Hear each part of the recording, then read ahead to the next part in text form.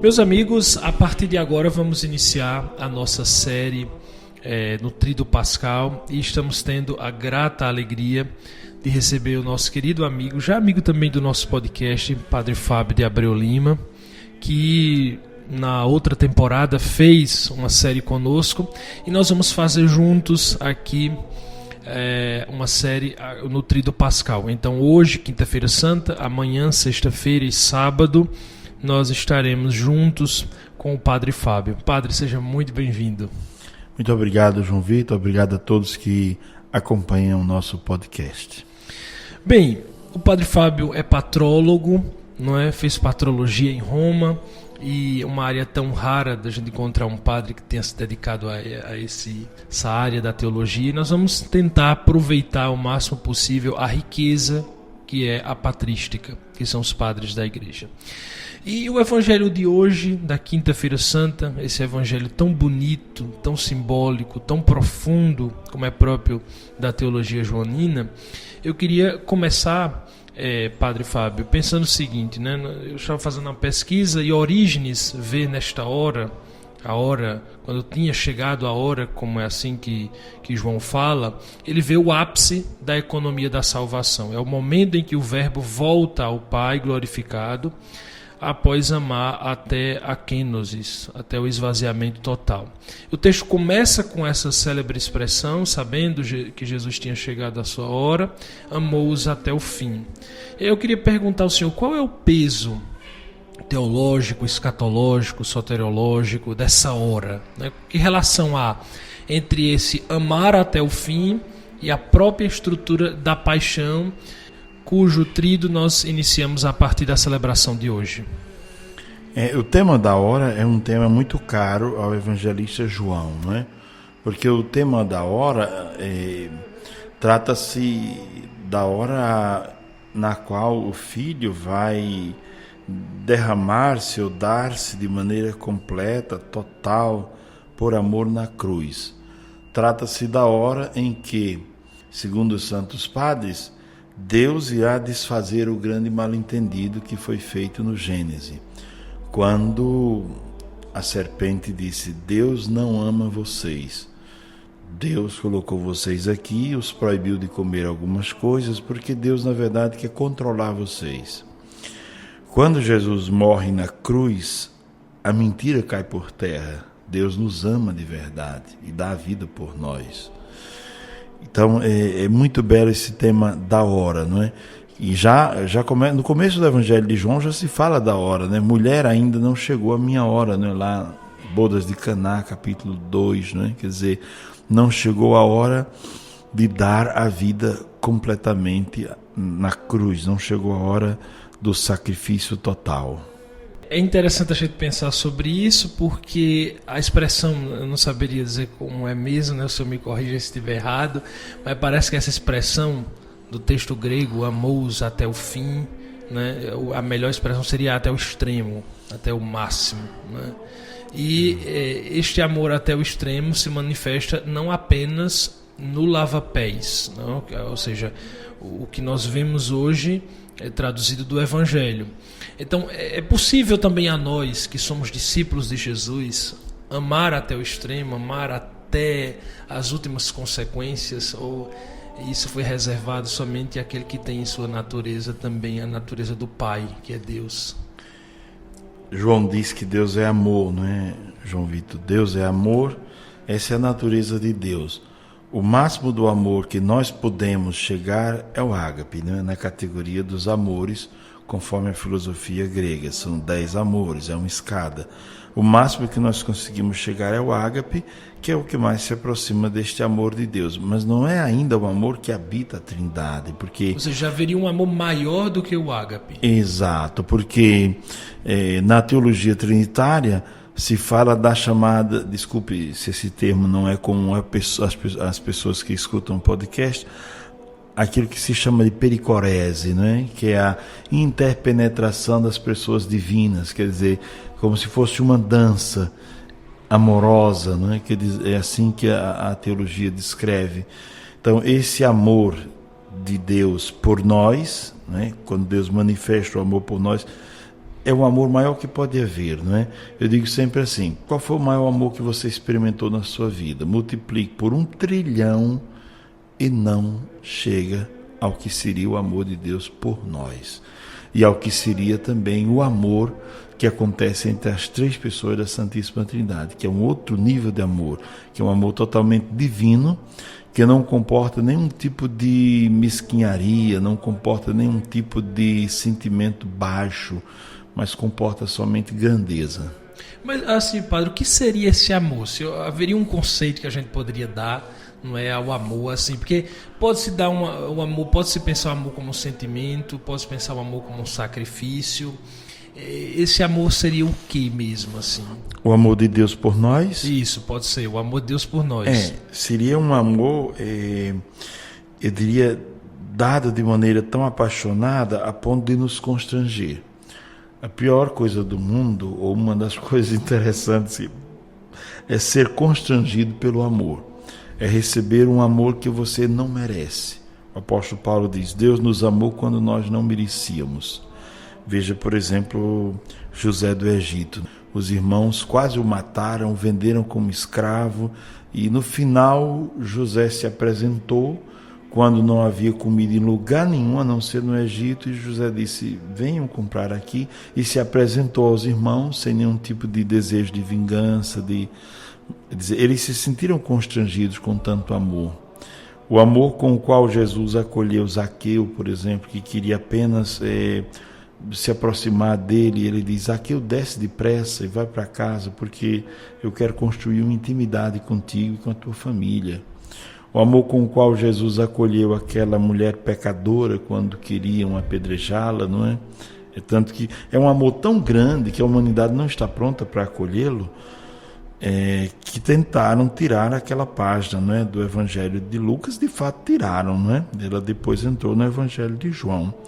Então o amor de Deus nos constrange. É como a parábola do filho pródigo. É um amor maior do que tudo que a gente espera, porque o filho pensou, eu vou voltar para casa, pelo mal que eu fiz ao meu pai, ele vai querer então me tratar como um empregado, e para mim já está ótimo. Mas quando ele chega, o pai abre um sorriso do tamanho do mundo, pula nos ombros do filho, abraça, beija bastante, acolhe, o coloca perto do coração, né? Tem aquele ícone que está em São Petersburgo, que é muito belo, não é? O filho se ajoelha diante do pai e o pai o levanta. Não, meu filho, passou. O importante é que você está aqui. E oferece roupa nova, um anel, que era um cartão de crédito sem limite, um black, né? Oferece um anel de volta, gastou tudo, mas tome um black. Parece até uma coisa irresponsável, mas é um amor grandioso. Depois oferece sandálias e uma festa. E esse mesmo amor se revela lá no Gênesis, quando Deus chega ao paraíso. Os teólogos dizem que o grito que Deus dava por Adão, chamando Adão, não era um grito de quem queria reprimi-lo ou queria perguntar o que aconteceu, mas era um grito semelhante a um grito de uma mãe desesperada que perde um filho na multidão, ou que mesmo vê um filho passar por uma tragédia. É assim que os teólogos mais antigos, os clássicos, definem o grito de Deus por Adão. Onde estás? É onde estás. Quer dizer, eu te dei tudo, como uma mãe que diz, filho, eu te dei tudo, e onde estás? Veja que você se perdeu, veja que você perdeu sua identidade, veja que você se afastou de mim. Onde estás? Pelo amor de Deus, volta para você mesmo. É bonito, não é? Muito bonito, muito bonito. Eu me lembro que uma vez o senhor partilhando conosco, não sei se era no projeto, não sei, mas o senhor falava uma coisa que eu queria aproveitar aqui, que era o senhor dizendo assim, que o céu é quando a gente vai ter essa consciência da grandeza desse amor. Ainda que a gente se esforce, até como diria o apóstolo Paulo, por ser a nossa inteligência limitada, a gente nem conseguiria conceber o tamanho desse amor, a dimensão desse amor, a profundidade desse amor. E aí me parece que o céu parece que já é Deus, não é? E sendo Deus, lá não haverá limites para a nossa consciência e tudo mais, e a gente vai conseguir ver esse amor que nesse tríduo pascal que nós estamos celebrando, ele é manifestado da forma mais extrema possível. Exato. Elizabeth da Trindade diz, né? O céu é Deus. O céu não é um espaço, não é outra coisa senão estar mergulhado em Deus. Mas já aqui nós experimentamos na liturgia, nos sacramentos, um pouco desse amor, não é?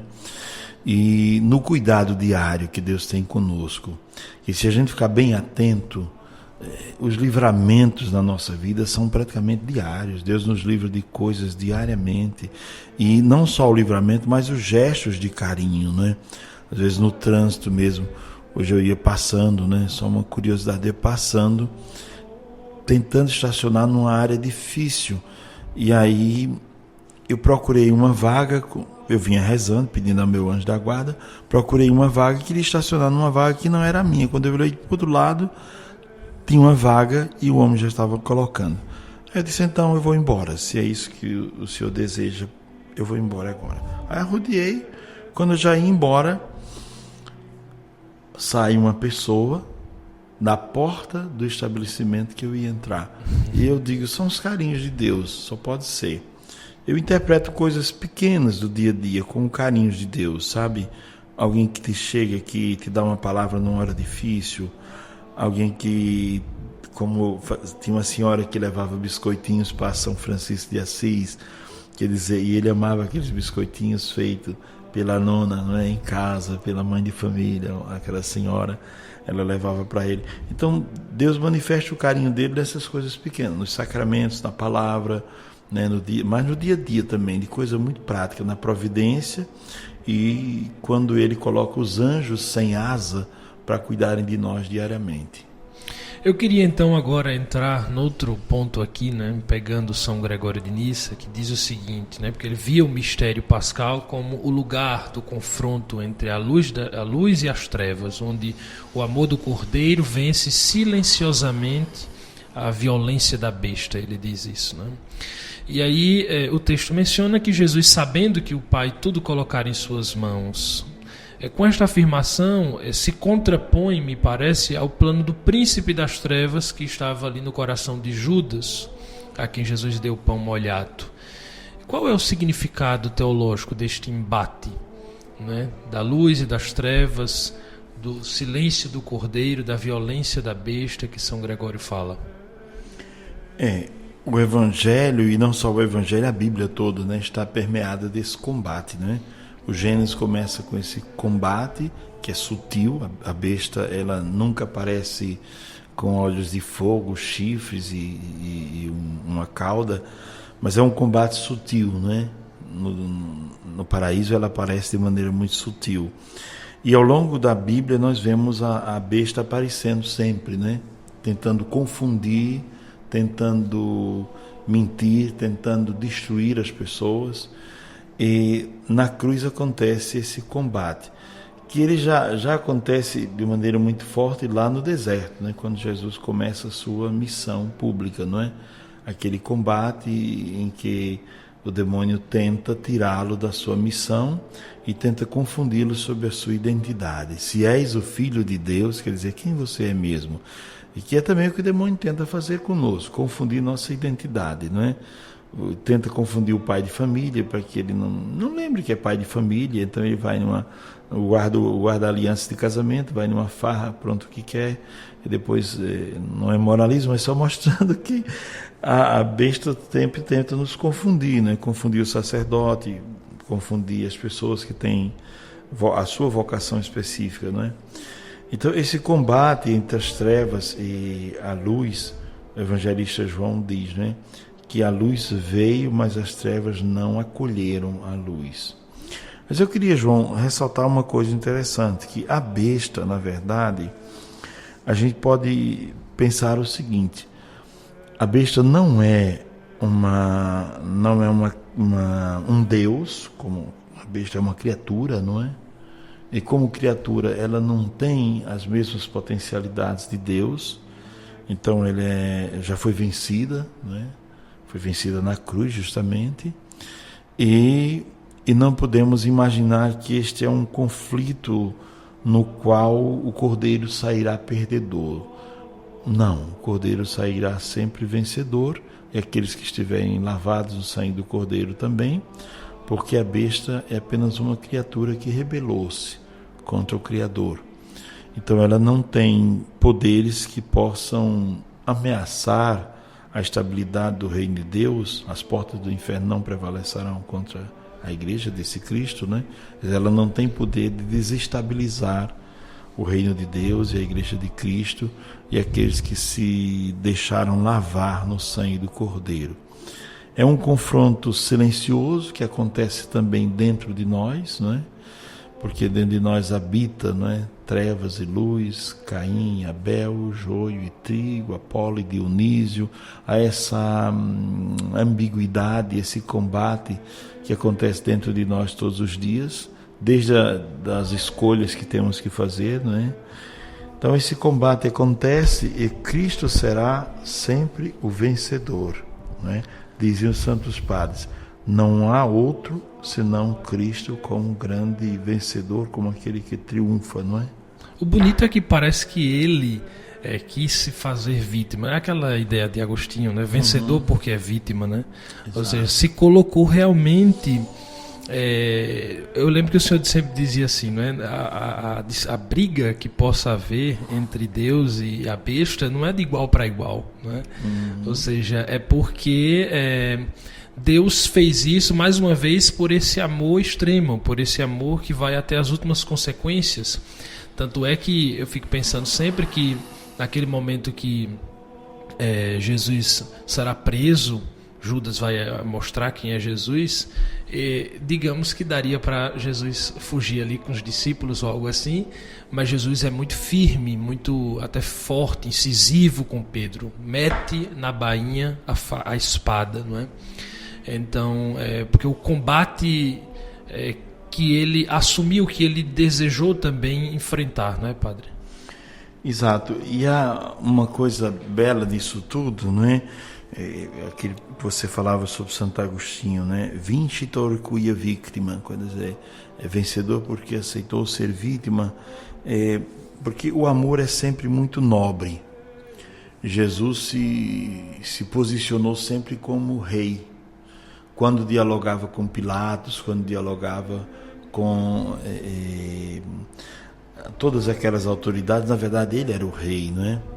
Porque ele não baixou a cabeça, ele agiu com nobreza, não pediu que o poupassem, não é? Ele sabia da missão dele. Então, enquanto que o amor é nobre, o ódio é pobre. O amor enobrece, o ódio empobrece. Enquanto que o amor constrói, o ódio destrói. E Jesus tinha isso muito claro na cabeça dele. Veja que na cruz, eu digo sempre, Jesus não disse, eu perdoo vocês com aqueles soldados. Ele disse, Pai, perdoa-lhes, eles não sabem o que fazem. Da minha parte, eu não tenho. Não passou nada que ficou grudado no meu coração. Bonito isso. Não tenho nenhum tipo de mágoa, ressentimento. Eu não tenho ele nem pensa mais nele. Exato, né? eu não tenho o que dizer sobre isso, né? É dizer, Pai, perdoa-lhes, o teu perdão é necessário para que eles possam alcançar a salvação. Porque eu nem preciso perdoar, porque eu nem me sinto...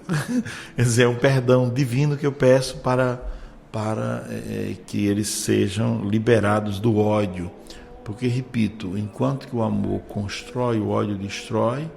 Porque o amor é uma escada, não é? Que leva para o céu, e o ódio é uma escada que leva rumo às profundezas da loucura, da escuridão, das trevas, da ambiguidade, do erro, não é? Por isso que Jesus não permite que Pedro use do ódio, não é? Que Pedro use da raiva, que Pedro use da espada, porque a única espada que Jesus usa é a espada da palavra, como diz o apóstolo Paulo, que é uma espada cortante que separa ossos da carne, né? Quer dizer, uma espada tão profunda e tão penetrante que separa até aquilo que parece que não pode ser separado. Essa é a espada que Jesus usa.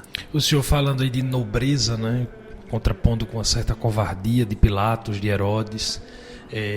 Eu me lembro eu não sei se era São Gregório Magno, eu não lembro quem era, não me lembro realmente, mas me parece que ele foi preso pelo Império Romano e já havia cristãos ali na cúpula do império e queriam esconder, apagar, né, com o processo dele para ele ser solto.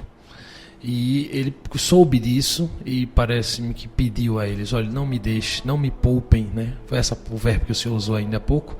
Não me poupem, não é, de nesta hora dar minha vida a Cristo, né? Ou seja, não me façam de covarde, né? Eu quero ser nobre como nosso Senhor, como Jesus. Eu queria então entrar aqui numa parte que eu acho muito bonita, que é a questão do manto, né? Porque ele depõe o manto. Aparece em outros momentos do Evangelho também isso, especialmente quando Jesus fala sobre dar a sua vida. Eu queria ver com o senhor como é que esse simbolismo se relaciona com a teologia do sacrifício, por exemplo, presente lá na carta aos Hebreus, com o conceito de esvaziamento que Paulo desenvolveu. Então, assim, o que seria esse manto? Né?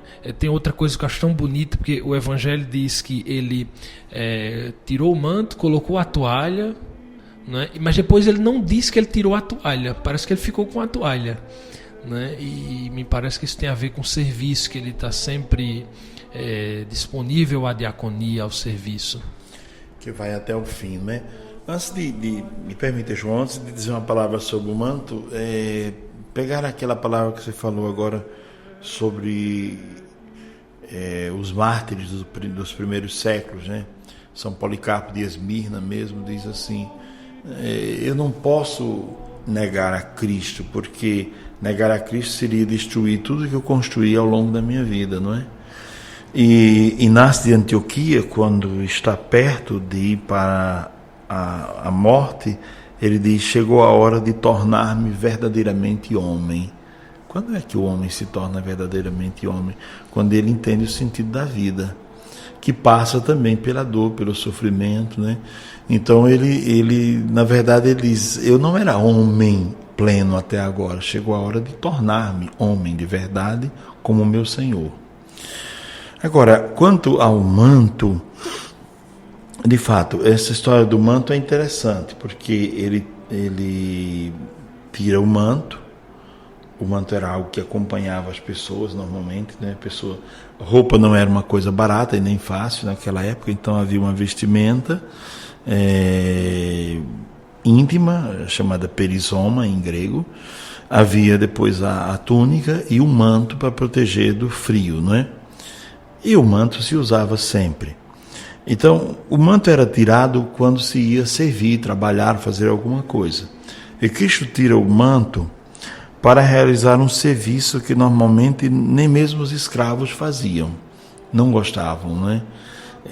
Só os escravos faziam, mas não era legal lavar os pés de alguém, que era um gesto de acolhimento, mas no caso aqui Jesus coloca como um gesto de serviço, não é? Pedro tenta transformar em um gesto simbólico, sacramental. Lava não só meus pés, mas lava também minha cabeça, né?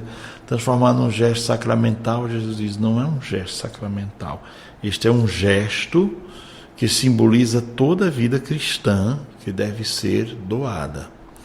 Então, o que eu estou fazendo a vocês e com vocês, vocês devem fazer para a humanidade. A vida cristã tem sentido quando a gente está pronto a servir ao outro. E aí ele tira o manto e depois coloca o avental para servir e não tira mais o avental nem mesmo na cruz, né? Para dizer que o serviço à humanidade continua.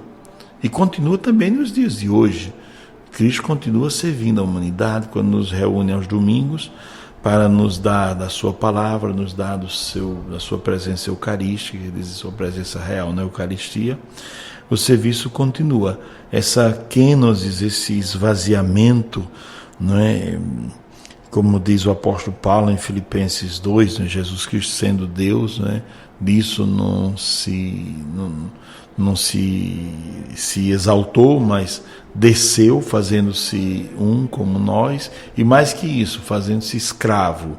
Por isso Deus o exaltou e deu-lhe um nome acima de todo nome, diante do qual se dobrem o céu, a terra e até os infernos, não é?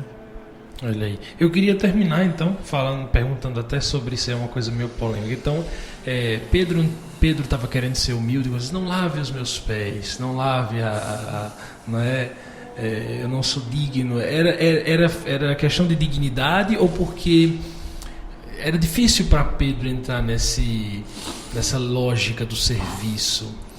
É difícil para Pedro, como é difícil para qualquer um que tenha poder na igreja ou fora da igreja, colocar o poder feito serviço. Porque o poder é interpretado como posição estratégica na qual eu posso mandar ou desmandar, autorizar ou desautorizar, fechar ou abrir caminhos, né? E não como uma oportunidade de serviço. Por isso que quando a gente vê, por exemplo, uma autoridade servindo as pessoas de maneira muito simples, a gente se admira. Meu Deus, mas você não é você não é o prefeito daqui? Como é que você está fazendo esse serviço? Não, deixa outros fazerem, né? Ou eu vi às vezes, Dom Paulo Jacques gostava muito de fazer essas coisas. Quando tinha festa de padroeiro, ele gostava de carregar a cadeira nas costas, gostava de varrer terreiro, gostava de fazer essas coisas. Padre, o senhor não. E quando nós íamos para as missões, fiz missão com ele quando eu era seminarista, ele ia em cima do caminhão com a gente, cantando, né? O motorista ia lá embaixo, estavam as senhoras ministras, e ele ia com a gente. Não, padre, pelo amor de Deus, aqui não, entre lá, vai na bulé. Não, eu quero ir aqui. Então são coisas que, como nós estamos acostumados a ver o poder como privilégio, não como serviço, essas coisas escandalizam. E Pedro não estava preparado para servir. Não só Pedro, os outros também. É porque Pedro falava em nome dos outros, não é? Mas se fosse escutar os outros também, eles não estariam prontos para servir e para abraçar o Evangelho como serviço. Eu creio que essa é também uma das grandes travas da igreja, porque enquanto as pessoas procuram espaço, privilégio, poder e afirmação, autoafirmação, Cristo propõe uma outra coisa. Quer dizer, o tempo que se perde discutindo quem é o maior, ou elaborando maneiras de perseguir ou de maltratar uns aos outros, mesmo ao interno da igreja ou fora, esse tempo seria precioso se nós usássemos lavando os pés. E só quando nós lavamos os pés, João, é que nós fazemos as pessoas entenderem o que é de fato o Evangelho. Porque uma pessoa pode não entender a pregação. A pregação foi difícil, não entendi. Mas ela entende uma feira dada a um pobre, ela entende uma pessoa que vai escutar um depressivo, ou se ela mesmo for depressiva, vai se sentir altamente agradecida. Ela entende a linguagem do amor, a linguagem do serviço. Essa é a linguagem mais acessível, porque mesmo a pessoa que nem sabe assinar um nome, ela conhece essa linguagem. A linguagem do sorriso, do acolhimento, da bondade compartilhada e da compaixão. Ah, que lindo, padre. Essa é a linguagem que nós vimos na liturgia de hoje. Vamos ver amanhã, vamos ver sábado. Muito obrigado, padre. Ótimo. Eu vou pedir então que o senhor finalize esse nosso episódio dando-nos a sua bênção, por favor. Que o Senhor nos abençoe, nos guarde, nos proteja de todos os males, hoje e sempre. Amém. Abençoe-nos o Deus que é todo-poderoso, o Pai, e o Filho e o Espírito Santo. Amém. Amém.